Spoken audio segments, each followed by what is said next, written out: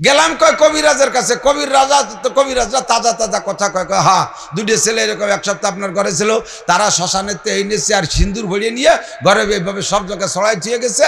আপনাকে হায়াত আর দিন তিনিক আছেন, 3 দিন পরে আপনার মারা যাবে। 3 দিনের মধ্যে তদবির তালাবিতে ফিরেন দরকার না, ফিরেন দেওয়ার বয়স নেই। আপনি মনে করছেন একজনকে দেখে, আসলে বাস্তবে সে ঘটে নাই। একেবারে একটা বাস্তব ওকে শুনেই, কিসসা শেষ করার আগে একটা বাস্তব কথা শুনেই। আমার পরিবারের সদস্য বাচ্চারা যখন ছোট ছিল, ওর মা সাংসারিক ছোট মোটো বাচ্চা কাচ্চা নিয়ে মাসে বা 2 মাস 6 মাস পর বাপের বাড়ি যাইতে সুযোগ পায় না। আর আমিও ব্যস্ত মানুষ, আমিও নিয়ে যেতে সুযোগ পাই না। আমার মাহফিলের সিজন শেষ হইলে ছেলে মেয়ে সবগুলোকে নিয়ে 1 সপ্তাহ বেড়ানোর ছুটি দেই, যাও বেড়ায় আসবে বাপের বাড়িতে। তো একবার এভাবে ছুটি দিছে, আমার বাড়িটা ফাঁকা জায়গা, এরকম ফাঁকা জায়গা, 2টা ঘর। এখন তারাও চলে গেছে বেড়াইতে, আমি একা একা থাকতে ভয় পাই।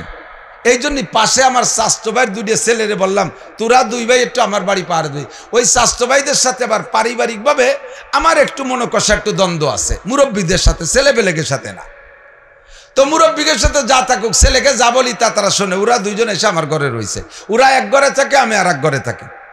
ওরা 1 সপ্তাহ থাকার পরে আমার পরিবার আসছে বাড়ি, আসার পরে এরা চলে গেছে।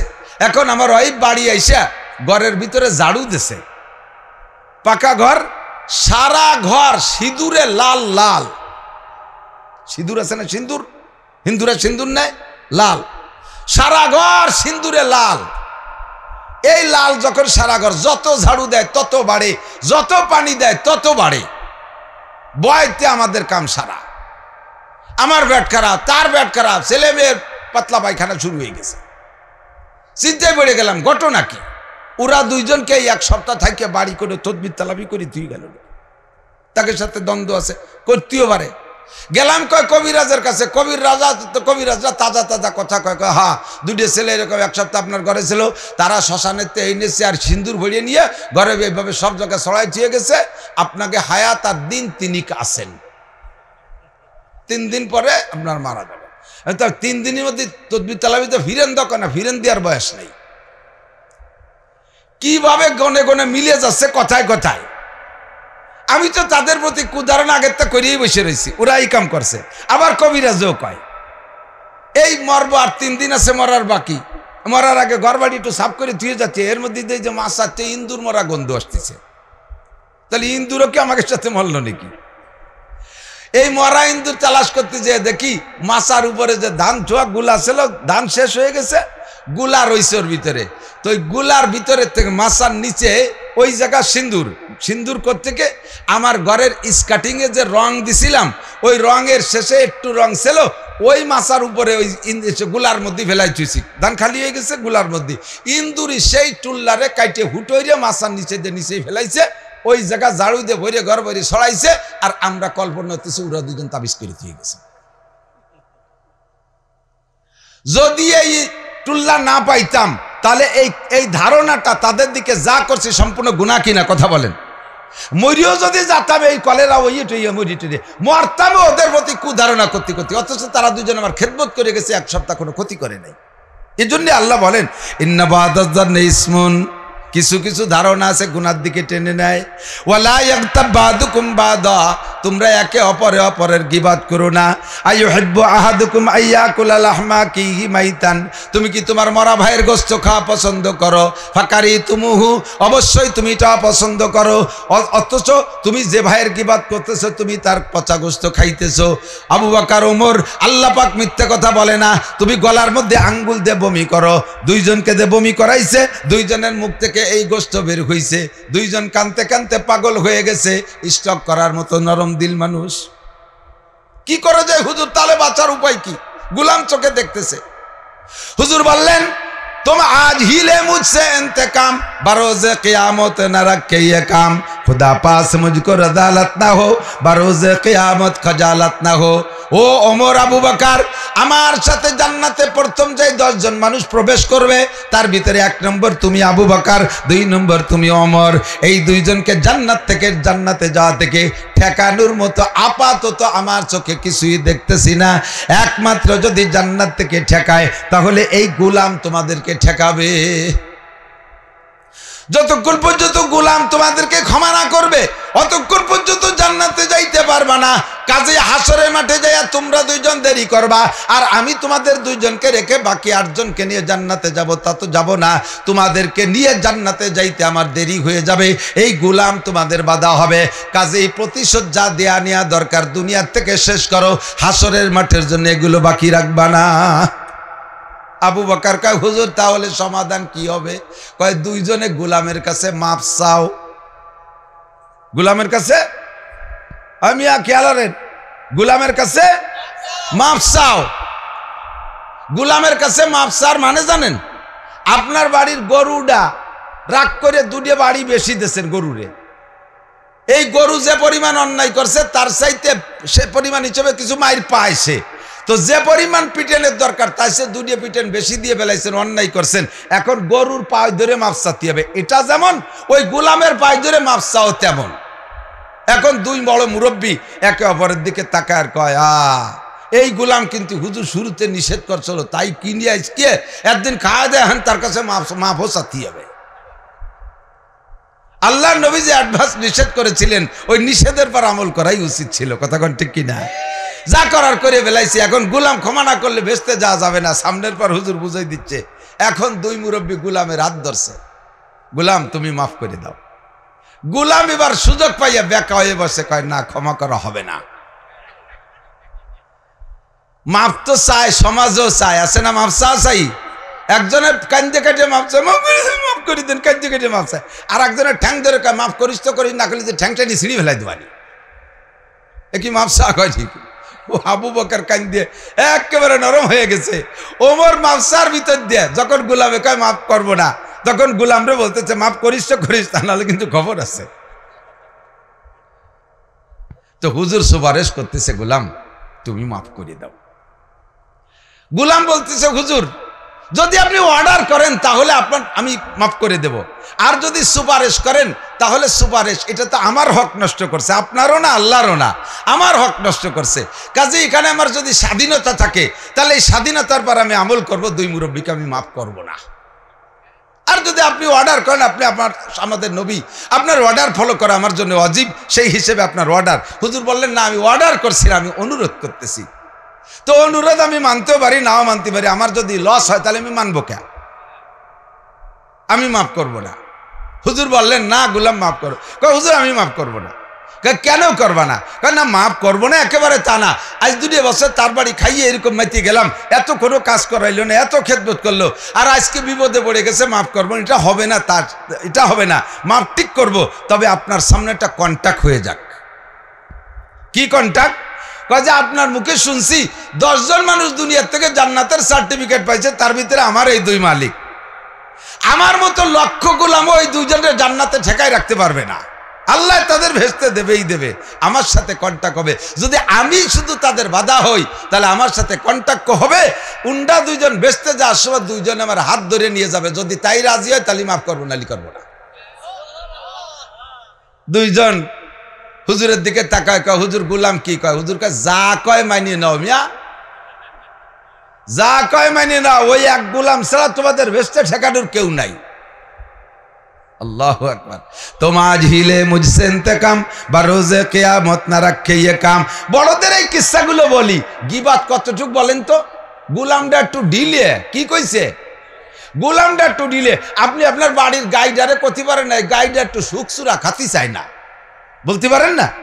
আপনার হালি গরুটায় চাষ করে না, একটু গড়িয়ে, তাকে আপনি বলতে পারেন না এই গরুটা গড়িয়ে গরু, এই গরুটারে গড়িয়ে কয়, এ যদি গীবাত হয়, গোলামটারে ঢিলে কও গীবাত। গোলামটারে ঢিলে কওয়া যদি গীবাত হয়, এই গরুটা গড়িয়ে গরু, তা কও গীবাত। কিন্তু গরুর সাথে তো আপনার লেনদেন নাই, কাজে এ জায়গা গুনাহ হবে না। কিন্তু মানুষ মানুষের সাথে আমলের লেনদেন আছে, যার কারণে আপনি তার সম্পর্কে একটুক বলছেন একটুক। আর আমরা বলতে যে 14 গোষ্ঠী উদ্ধারের দেই, নিজামুদ্দিন হুজুর এই অর্ছে, ওই অর্ছে, তাই অর্ছে, তার ছেলে হুজুর মোহতামেম এই অর্ছে, তাই অর্ছে, এরপরে সাইকুল হাদিস সাহেব এই করছে, ওই মামুন সাহেব এই করছে, সরমুনার পীর সাহেব এই করছে, আহমদ শফি সাহেব এই করছে। যারা বলে তারা কি সাধ্য তেতলিরা? ঠিক, হ্যাঁ?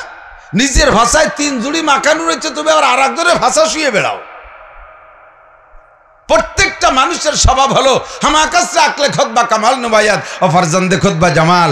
প্রত্যেকটা মানুষের স্বভাব নিজের বিবেককে পরিপূর্ণ মনে হয়, নিজের স্বভাবকে পরিচ্ছন্ন মনে হয়, নিজের আমল আকলাক চাল চলনকে পরিপূর্ণ ভালো মনে হয়, আর আরেকজনেরটার মধ্যে খালি খুব দোষ দেখে। দোয়া কবুল না হওয়ার 5টা কারণ আমি বলে থাকি। হযরত ইব্রাহিম ইবনে আদহাম রহমাতুল্লাহ আলাইহি বলেন, মানুষে আল্লাহর কাছে দোয়া করে, দোয়া কবুল হয় না বলে মনে হয়। এই দোয়া কবুল না হওয়ার 5 কারণ, তার ভিতরে পঞ্চম কারণ, খেয়াল করেন পঞ্চমটা বলছি, 5 কারণের পঞ্চম কারণ, যে কারণে আপনার দোয়া সবে বরাতেও কবুল হয় না, সবে কদরেও কবুল হয় না, কাবা ঘরের মধ্যে দোয়া করলেও কবুল হয় না, আপনি হজে যাইয়ে কাবার গিলাফ ধরে কাঁদলেও দোয়া কবুল হবে না। 5 কারণের পঞ্চম নম্বর কারণ হলো তুম আপনি আইব কি তরফ নজর नहीं করতে হো, दूसरे के আইব ঢूंढते हो। প্রত্যেকটা মানুষ যার স্বভাব হবে যে নিজের দোষের দিকে তাকায় না, আর একজনের দোষ খুব দেখে। কতক্ষণ ও কি ও 3 সিল্লে দেশে, ওর মধ্যে সিল্লের কি ইস্যু ডুহি নেই, অথচ উনি নামাজ পড়ে না। আমরা নামাজ না পড়লেও হুজুর গেছে ভালো আছি, আমরা এমন কি করছি আল্লাহ বেহেশতে না দিয়ে পারবে না, হুজুররা কলি হয়ে গেল নাকি, কি বা অন্যায় করছি, হয়তো একটু সুদিয়া কারবার করি, সর্বোচ্চ নামাজ যাই না পড়ি না, বেশি বেশি একটু ঘুষ খাই, আর সুযোগ পাইলে একটু জেনা করি, আর মাসে না 2 থেকে 5 দিন মদ খাই, তার চেয়ে বেশি তোর খাই না। আর রোজা নাই, এই বাড়ি রোজা ডিনায় রাখতে পারলাম না। উনি কি বা করছে চিন্তা করতে পারেন? বাদ আছে তোমার কি? মদ খাও, গাঁজা খাও, হেবা খাও, সুদ খাও, ঘুষ খাও, চুরি করো, ডাকাতি করো, লুচ্ছবি করো, সারাটা গা তোমার গুনার ভিতরে হাবুডুবু খাচ্ছে, আর তুমি নিজের দোষ তালাশ করে পাও না, আর একজনের একটুক পাইলি তাই নিয়ে সেদরাতি তালে থাও। এর থেকে জবানটারে কন্ট্রোল করেন। আমি আপনাদেরকে উন্মুক্ত পরিবেশে অনুমতি দিচ্ছি, মাঝে মাঝে জায়গায় আইসে গেলে এই আলোচনা আমি বলে থাকি। আপনারা যারা আমার সামনে আছেন, মোহাব্বত করেন, ভালোবাসেন, আমি দেশি মানুষ হলেও আমার বয়ান আপনারা শোনেন, আপনারা ভালোবাসেন, এই ভালোবাসার খাতিরে আপনাদেরকে একটা অনুমতি দিচ্ছি। আমি মাওলানা নাসিরের যদি কোনো দোষ আপনার জানা থাকে, এইটা একটু আমার আড়ালে বলা বলি করবেন, এর নাম গীবত। আমার যদি কোনো দোষ জানা থাকে, এটা একটু গীবত করবেন, করবেন তো ইনশাআল্লাহ? তাহলে কথা কয় না, কে করবেন না? আমি তো অনুমতি দিছি, করিয়েন, একটু করিয়েন। আমি অনুমতি দিছি এজন্য যে আমার সহজে একটা ইনকাম আছে, এ জায়গা সহজে একটা ইনকাম আছে। আমি যে গুনাহটা করেছি, যে অন্যায়ের কারণে আপনি আজকে আমার গীবত করতেছেন, আমি সেই অন্যায় কারণে আমার যে একটা গুনাহ হয়েছে, আমার আড়ালে বলার সাথে সাথে ওই গুনাহটা আপনার আমলনামায় চলে যাবে, ও জায়গা থেকে কিছু নেকি এসে আমার শূন্য স্থান পূর্ণ হয়ে যাবে। কাজেই আমার একটা চোখ বুঝে আমি ঘুমাই থাকবো, আমি আমেরিকা যাব, আমি সৌদি যাব, বাংলাদেশে আমার এই দোষগুলো আলোচনা হতে থাকবে, আর আমার এই গুণাগুলো বাঙালিরা নিতে থাকবে, আর এই জায়গা থেকে নেকি ফেরেশতারা আমার ওই জায়গাতে পৌঁছে দিয়ে আসবে। আপনারা যেহেতু আমার ভালোবাসেন, আমার এই উপকারটা করেন, আমার গীবত করেন, কিন্তু এই গীবতটা, এই উপকারটা আমার করবেন না। করবেন কার? যে আপনার চরম শত্রু, তারে সেই উপকারটা করতেছেন।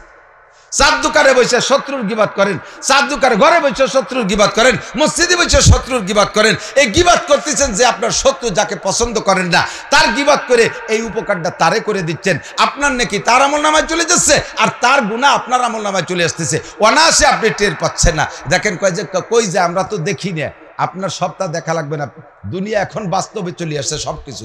আমরা যে কোরআন হাদিসের বয়ানগুলো করতাম, এই বয়ানগুলো এখন প্রযুক্তিতে আমাদেরকে শিখাই দিচ্ছে। দেখেন, এই মোবাইলের ভিতরে বিকাশে টাকা থাকে, টাকা থাকে না?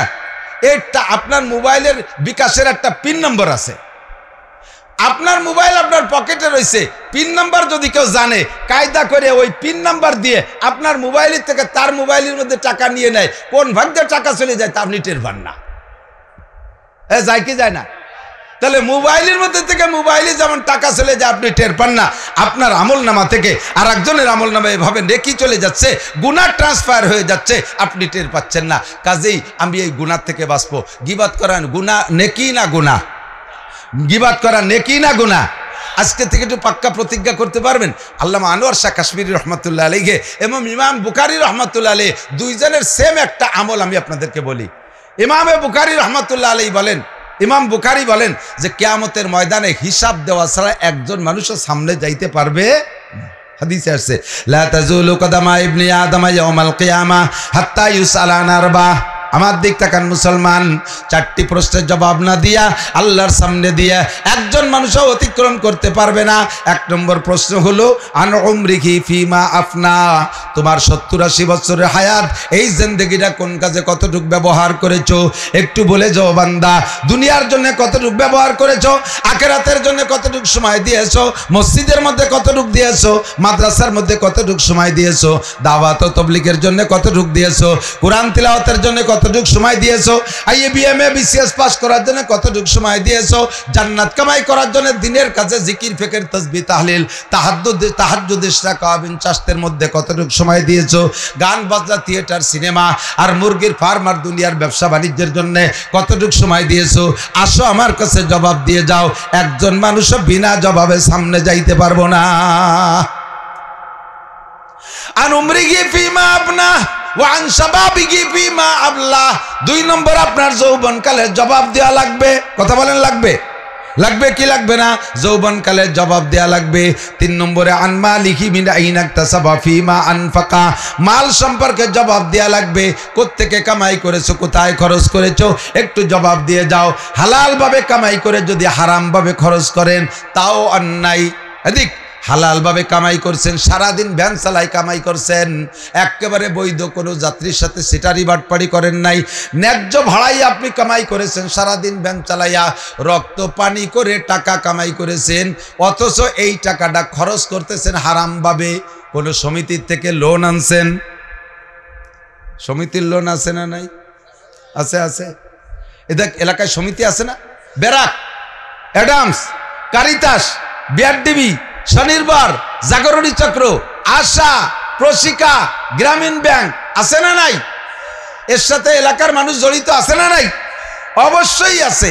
যারা এই সুদে কারবার করতেছেন প্রত্যেক সপ্তাহে একবার তাদের কিস্তি দেওয়া লাগে কি লাগে না? নূহ নবীর কিস্তির চেয়ে বড় কিস্তি। সারা সপ্তাহ ভরে ভ্যান চালাইয়া কিষেন কামলা দিয়া কষ্ট করে রক্ত পানি করে টাকা কামাই করেছেন, চাকরি করে বৈধ টাকা কামাই করে সপ্তাহে শনিবারে যাইয়া রবিবারে যাইয়া আপনি সুদে কিস্তি পরিশোধ করতেছেন। এটা আপনি হালাল ভাবে কামাই করে হারাম ভাবে খরচ করলেন। মিন আইনা ইকতাসাবা ফিমা আনফাকা, আবার চুরি করে ডাকাতি করে সুদ খাইয়া ঘুষ খাইয়া কামাই করিয়া আপনি মসজিদেরটা বানাই দিয়েছেন। আল্লাহ কয় তোর সুদে টাকার মসজিদের বুকা না আমি।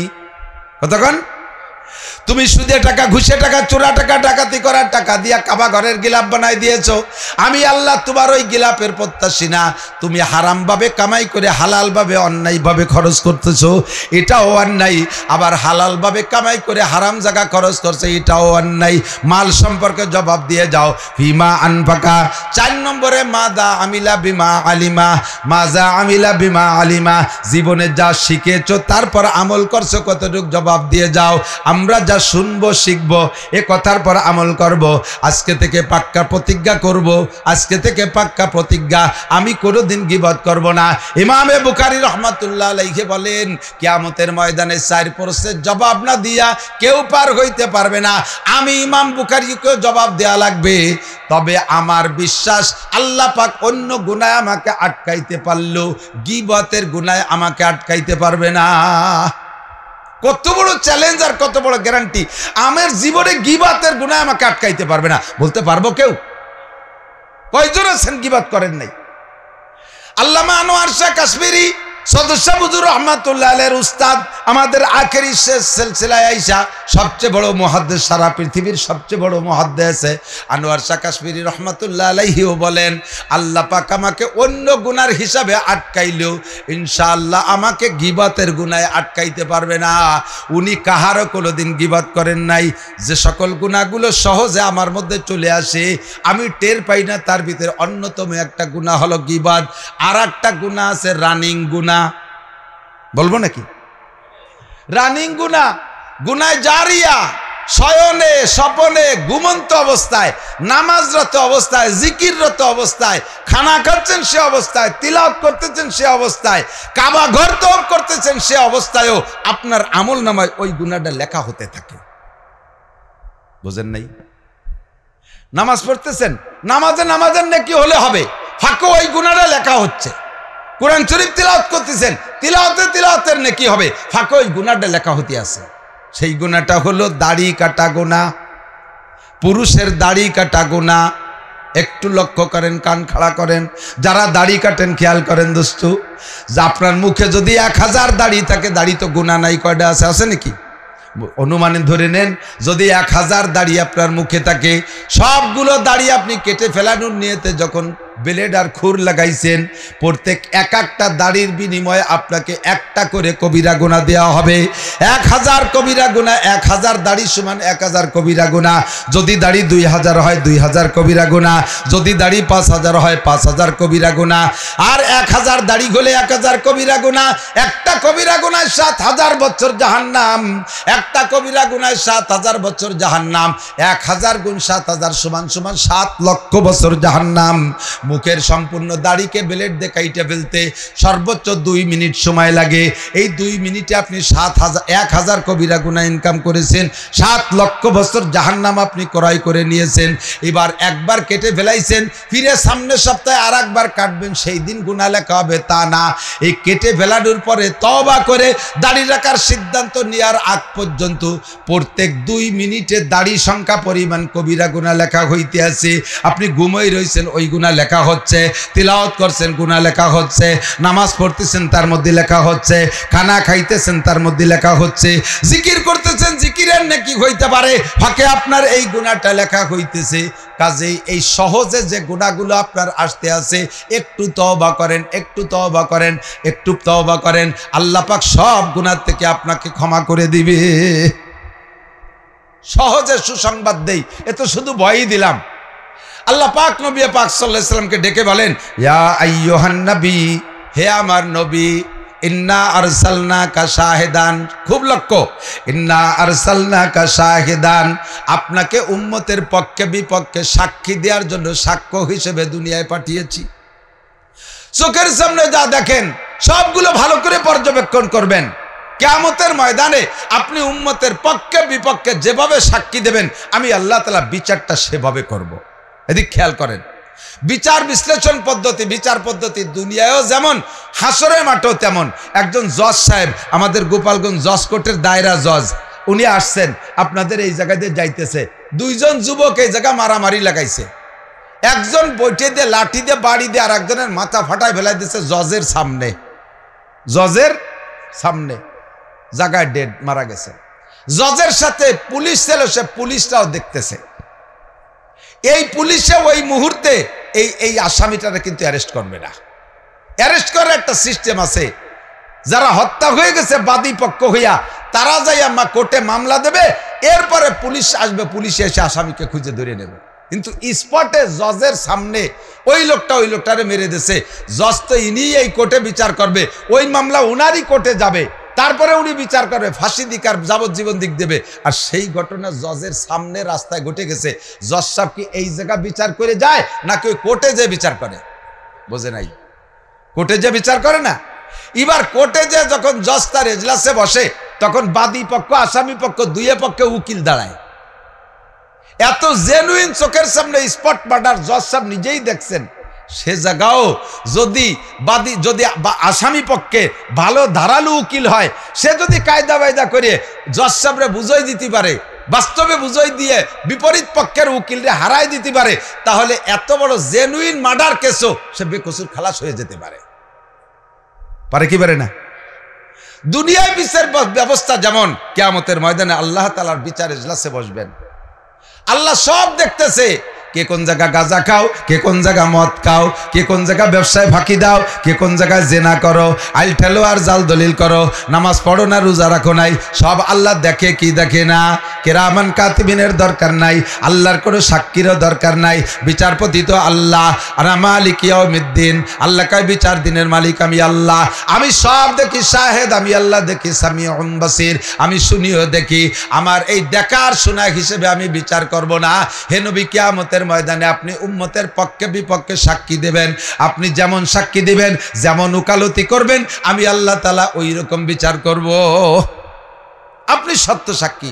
হাসরের মাঠে আল্লাহ পাক একবার সিদ্ধান্ত নেছে, একেবারে সহজে সহজে ক্ষমা করে দিচ্ছে হাজার হাজার মানুষকে। জিজ্ঞেস, তোমার নাম কি? আবু বকর, যাও বেশতে আমার আবু বকরের সাথে, কন্যা সুবহানাল্লাহ। তোমার নাম কি? আয়সা। যা আমার আয়সার সাথে ভেস্তে চলে যাও।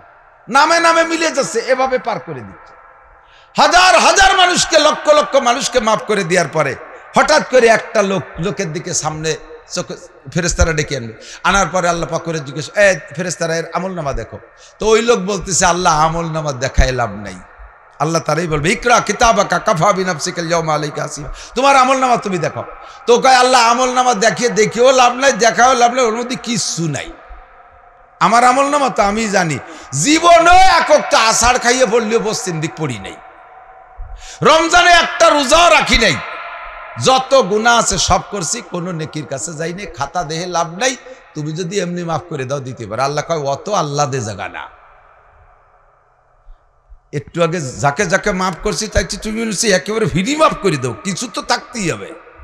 ওর কোন জায়গা কিছু পাই নাই, যখন ফেরেশতাদেরকে বলে খুজুহু ফাগুল্লু সুম্মাল জাহিমা সাল্লু, ধরে নিয়ে পিঠ পুড়াই দিয়ে টান দিয়ে জাহান্নামে নিয়ে ফেলা।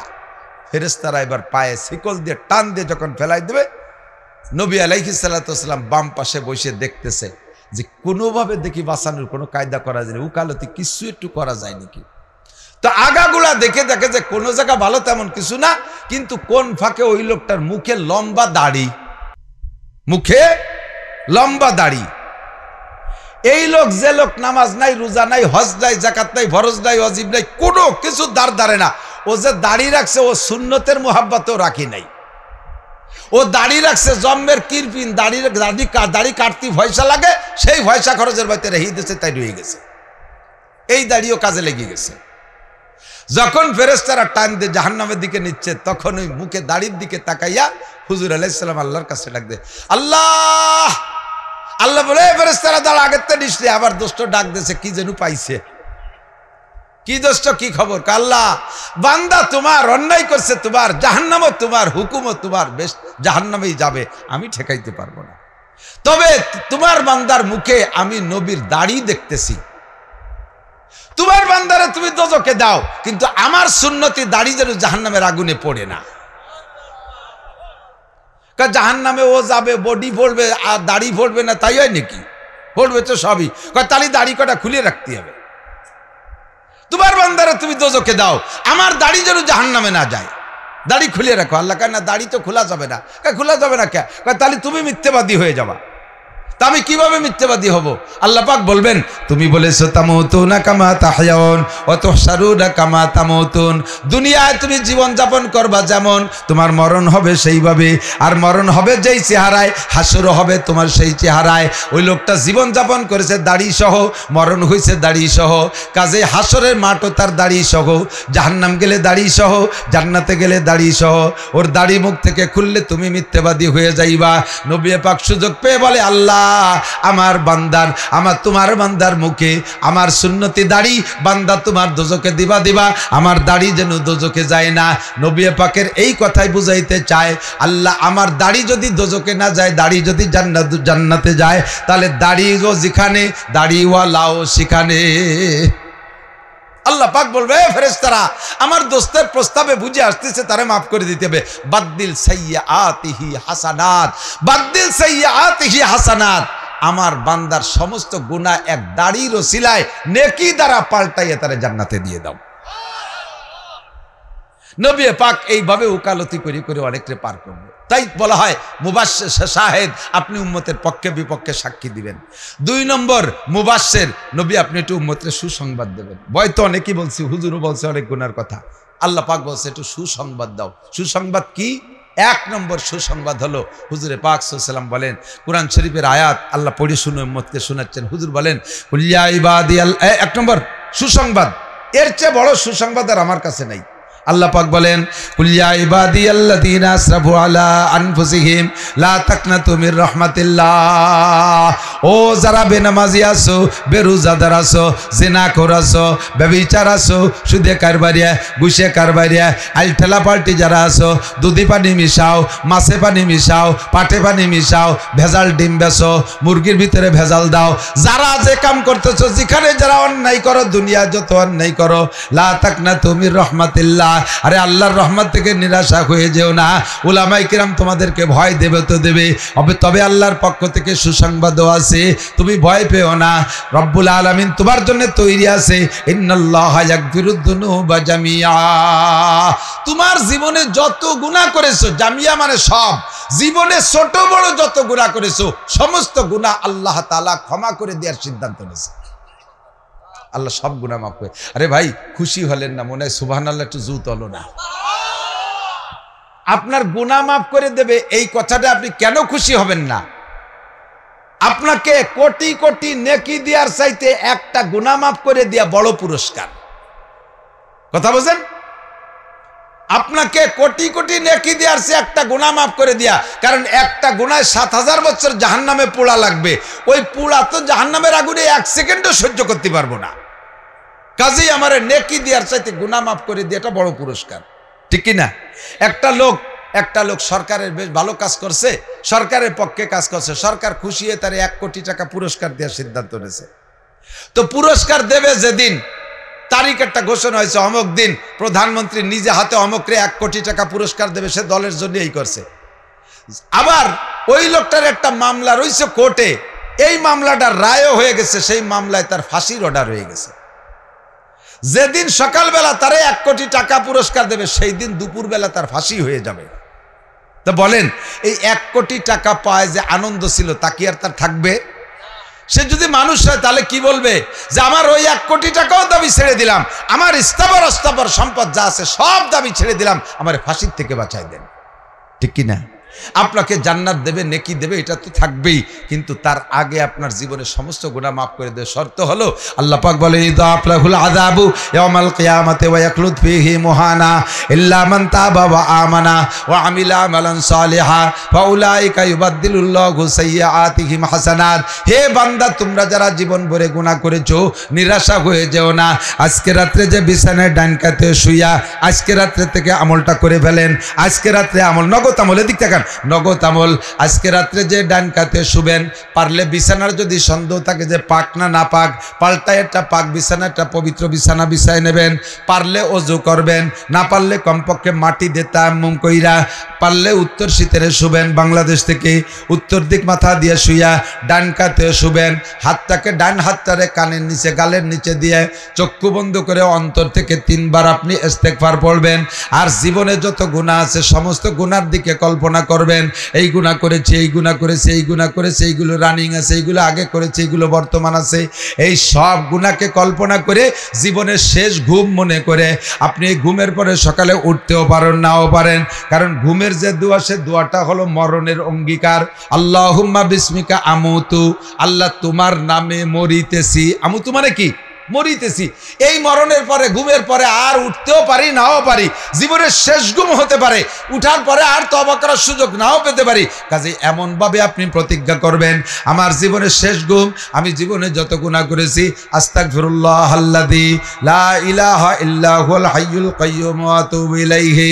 খাস অন্তর থেকে গুনাহকে ছেড়ে দেওয়ার নিয়তে আর জীবদ্দশায় কোনোদিন গুনাহ করব না, এমন পাক্কা প্রতিজ্ঞা কইরা আপনি অন্তর থেকে 3 বার যদি আপনি আস্তাগফিরুল্লাহাল্লাযী লা ইলাহা ইল্লা হুয়াল হাইয়ুল কাইয়্যুম ওয়া আতুবু ইলাইহি, বুখারী শরীফের হাদিস, মিশকাত শরীফে আসছে, আল্লাহর নবী বলেন এইভাবে যদি তওবা করো তাহলে তোমার আমলনামায় পৃথিবীতে যত গাছের পাতা আছে, গাছে যত পাতা আছে এত সংখ্যা যদি গুনাহ হয়, পৃথিবীতে যত বালু কণা আছে এত সংখ্যা যদি তোমার গুনাহ হয়, কাদাদি জাবাদিল বাহার, সারা দুনিয়ায় পানিতে যত কণা আছে এত কণা সংখ্যা পরিমাণে যদি তোমার গুনাহ হয়, এমনকি 3টে মিলে যত সংখ্যা হবে এত যদি তোমার গুনাহ হয়, মাত্র 3 বার আস্তাগফিরুল্লাহাল্লাযী পড়লে সমস্ত গুনাহ আল্লাহ পাক ক্ষমা করিয়া দেয়।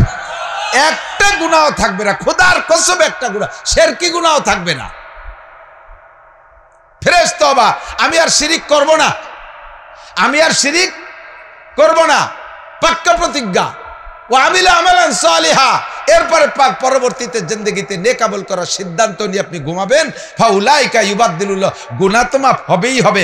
আল্লাহ পাকের একটা স্বভাব হলো বান্দাকে যদি গুনাহ মাফ করে দেয়, ওই গুনাহ মাফ করে দেওয়া পর্যন্ত শেষ না, গুনাহ মাফ করে গুনাহতে একটা খাতায় লেখা থাকে, বাম পাশের খাতায় লেখা থাকে, এই খাতা থেকে গুনাহগুলো মুছে দিয়ে ওই সংখ্যা পরিমাণ নেকি আল্লাহ তাআলা আমলনামায় লিখে দেয়। সেই কথা এই আয়াতের মধ্যে বলেন, উলাইকা ইউবাদদিলুল্লাহু সাইয়্যাতিহিম হাসানাত, তওবা করার দ্বারা বিগত জীবনের সব গুনাহ ক্ষমা করে দিয়ে গুনাহ সংখ্যা পরিমাণ নেকি আমলনামায় জমা হয়ে যায়। এর চেয়ে বড় সুসংবাদ আমার কাছে নাই। তো দোস্ত, আজকে রাত্রে আমার জানা গুনাহগুলোর থেকে একটু তওবা করা যাবে? মনের থেকে। যারা দাড়ি কাটছেন তারা আগে দাড়ি কাটার গুনাহ থেকে তওবা করে, আর দাড়ি কাটবো না।